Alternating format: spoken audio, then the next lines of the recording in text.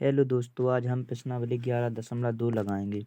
घात अंकों के नियमों का प्रयोग करते हुए सरल कीजिए और उत्तरों को घात के रूप में लिखेंगे। सबसे पहले हम घातांकों के नियमों को देखेंगे। देखिए, अगर किसी का आधार a हो, उस पर घात m हो, और आधार a हो गुणा में उस पर घातें n हो।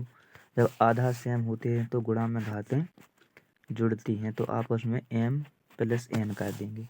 अगर किसी पर घात m हो और भाग n हो तो भाग में घातें कट जाती हैं, तो आधार a रहेगा, m माइनस n हो जाएगा। इसी प्रकार किसी पर a पर m घात है और m के ऊपर n घात है, तो घात के ऊपर घात होती तो आपस में गुणा हो जाता है, जैसे m इंटू n हो जाता है। इसी प्रकार हम आगे भी देखेंगे और नियम। अगर दो चीज़ है, मान लो a पर घात m है और गुणा में b पर घात m है, तो अपन लिख सकते हैं ए बी पर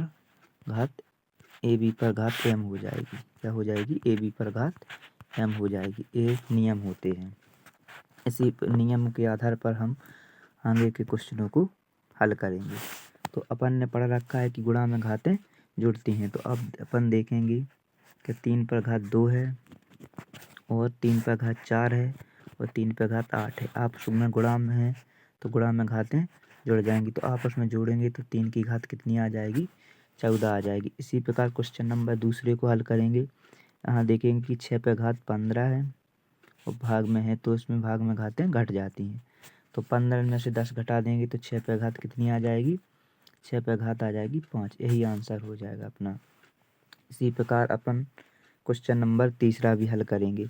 यहाँ देखेंगे कि a पर घात 3 है और a पर घात 2 है, तो गुणा में घातें जुड़ती हैं, तो आपस में 3 2 को जोड़ देंगे, तो आंसर a पर घात कितना आ जाएगा? 5 आ जाएगा। इसी प्रकार हम आगे के क्वेश्चनों को भी हल करेंगे। अब यहाँ देखेंगे कि 7 पर घात x है और गुणा में 7 पर घात 2 है, तो अपन गुणा में घातें जुड़ती हैं तो x प्लस 2 हो जाएगा। यही अपना आंसर हो जाएगा। क्वेश्चन नंबर 5 करेंगे।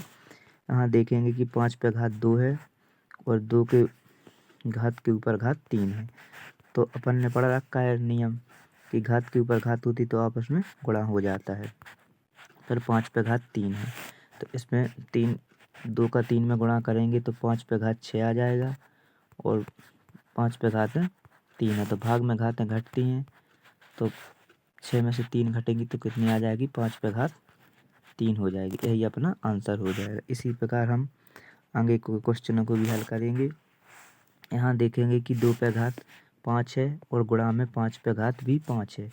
यहाँ पर a गुणे b, क्योंकि घात इन पर सेम है, तो इसका मतलब होता है कि 2 इंटू 5 हो जाएगा और घात 5 ही रहेगी। जब आधार अलग अलग हो, घात सेम होती है, तो ए बी का गुणा हो जाता है, उस पर घात एम आ जाती है। इसी प्रकार 5 गुणा 2 में करेंगे 10 आ जाएगा और 10 घात दोनों पे 5 है, इसलिए 10 की घात कितना आ जाएगा? 5। यही अपना आंसर हो जाएगा। इसी प्रकार अपन क्वेश्चन नंबर 7वां करेंगे। a पे घात 4 है और गुणा में b पे घात 4 है, तो घात सेम है, आधार अलग अलग है, तो आधार का आपस में गुणा हो जाएगा। यहाँ a गुणे b हो जाएगा और घात कितनी आ जाएगी? 4। यही अपना आंसर हो जाएगा। अपन क्वेश्चन नंबर 8वां करेंगे। 8वां क्वेश्चन नंबर देखेंगे अपन।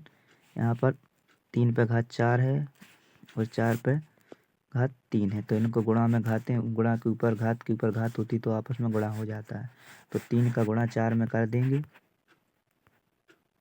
4 गुणा 3 में करेंगे तो कितना आ जाएगा? 3 चौको 12, 3 की घात 12 आ जाएगा। यही अपना आंसर हो जाएगा। इसी प्रकार अपन आगे के क्वेश्चनों को भी हल करेंगे। यहाँ देखेंगे कि 2 पर घात 10 है और भाग में घात घटती है ना, 2 पर घात 20 है, 2 पे घात 20 है और भाग में 2 पे घात 15 है, तो 20 में से 15 चले जाएगा तो कितने आ जाएंगे? 2 पे घात 5 आ जाएगी। अब यहाँ गुणा है, गुणा पे घात 2 पे घात 3 है, तो अपन ने पढ़ रखा है गुणा में घातें जुड़ती हैं, तो 2 पे घात कितनी आ जाएगी? 3 2 5 कितनी हो जाएंगी? 8 हो जाएंगी। इसी प्रकार अपन क्वेश्चन नंबर 10वां करेंगे। 8 पे घातें t है, भाग में घातें घटते हैं और t में से कितने घट जाएंगे? दो, यही आंसर हो जाएगा। इसी प्रकार के और भी वीडियो देखने के लिए चैनल को सब्सक्राइब लाइक ज़रूर करें। हम आपके लिए इस प्रकार की और भी वीडियो लाते रहेंगे।